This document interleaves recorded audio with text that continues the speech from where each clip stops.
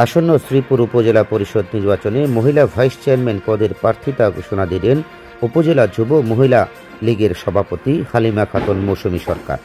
শনিবার 13 এপ্রিল দুপুরে উপজেলার বর্মী গ্রামের নিজ বাড়িতে সাংবাদিক এবং স্থানীয় গণ্যমান্য ব্যক্তিবর্গের উপস্থিতিতে তিনি প্রার্থিতা ঘোষণা করেন।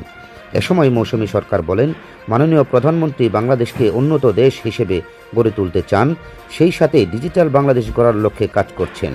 তিনি বলেন, নির্বাচিত হলে উন্নত ডিজিটাল বাংলাদেশ গড়ার কাজে নিজেকে সম্পৃক্ত রাখবেন। উপজেলা মহিলা যুবলীগকে সংগঠিত করতে ইতিমধ্যে প্রতিটি ইউনিটের কমিটি গঠন করেছেন। দীর্ঘদিন আওয়ামী লীগের রাজনীতি করে আসছেন। দলকে ভালোবেসে মানুষের জন্য কাজ করেন।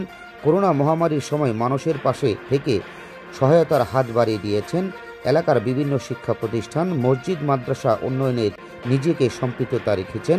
আসন্ন নির্বাচনে বিজয়ী হলে তিনি নারীর অধিকার প্রতিষ্ঠা ও সন্ত্রাস মাদক বন্ধে কাজ করার প্রত্যাশা ব্যক্ত করেন। গাজীপুরের শ্রীপুর থেকে রমজান আলী রুবেল, RS নিউজ। আমি মোসাম্মদ মৌসুমী সরকার, উপজেলা পরিষদের মহিলা ভাইস চেয়ারম্যান প্রার্থী হিসাবে আপনাদের সকলের কাছে আমি আমার ভোট প্রত্যাশা করছি এবং দোয়া প্রত্যাশা করছি। আপনাদের কাছে যদি মনে হয় যে আমি যোগ্য মানুষ, তাহলে অবশ্যই আমাকে ভোট দিবেন এবং সহযোগিতা করবেন। আমি যদি মহিলা ভাইস চেয়ারম্যান নির্বাচিত হই, তাহলে অবশ্যই শ্রীপুর উপজেলার জনগণের খেদমতে সদা সর্বদা নিজেকে নিয়োজিত রাখিব এবং কোনো অন্যায়কে প্রশ্রয় দেব না।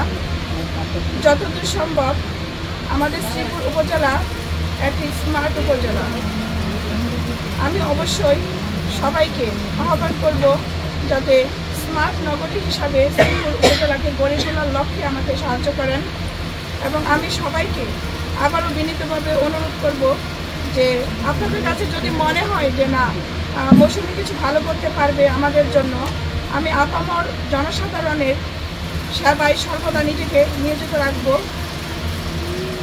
এবং গরিব, দুঃখী, অনাথ, অসহায় এদেরকে সাহায্য করার জন্যই আমি মূলত মহিলা ভাইস চেয়ারম্যান প্রার্থী হয়েছি।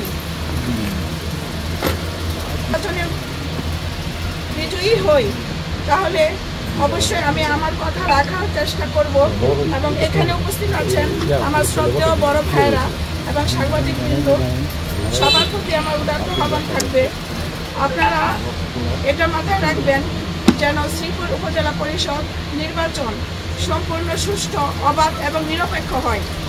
আপনাদের কাছে আমার এটাই জোরালো দাবি, যাতে কেউ টাকার বিনিময়ে বিক্রি না হয়। টাকা দিয়ে হয়তোবা ক্ষণিকের জন্য চাহিদা মেটানো যায়, আসলে মানুষের ভালোবাসা অর্জন করা যায় না। আমি শ্রীপুর উপজেলা যুব মহিলা লীগের সভাপতি, রানিং আছি। আমার দ্বারা কখনো কারো ক্ষতি হয়নি, এটা কেউ বলতে পারবে না যে আমার দ্বারা কখনো কারো ক্ষতি হয়েছে। আমি নিজের পকেট থেকে হলো চেষ্টা করে অনেক মানুষের সেবা করার জন্য উদ্যোগ নিয়েছি। তারপরেও বলছি, যদি আমি নির্বাচিত হই তাহলে শ্রীপুর উপজেলার জনগণের সেবা করার ব্রত নিয়ে আমি আমার সংক্ষিপ্ত কথা শেষ করছি। আসসালামু আলাইকুম। জয় বাংলা, জয় বঙ্গবন্ধু, জয় হোক আপনাদের সকলে।